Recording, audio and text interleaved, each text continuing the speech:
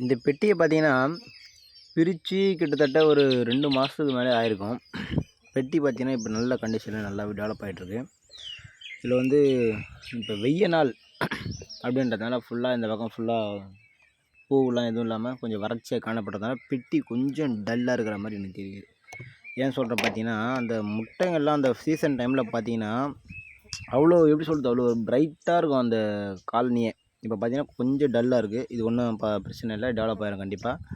இந்த சைடில் பார்த்தீங்கன்னா முட்டை பொரிச்ச முட்டைலாம் எவ்வளோ அழகாக வந்து ஹேட்சிங் ஆகி அதோட வேஸ்ட் மட்டும் இப்போ இருக்க பாருங்கள், ஃபுல்லாக ஹேட்சிங் ஆகிடுச்சு. இப்போ இது பார்த்தீங்கன்னா அந்த தேனீக்களே ஃபுல்லாக வந்து பார்த்தீங்கன்னா காலையில் இருந்து ரிமூவ் பண்ணி நெக்ஸ்ட்டு வந்து புது கூடை வந்து அங்கே வந்து முட்டை எடுத்துக்கு ரெடி பண்ணிடும்.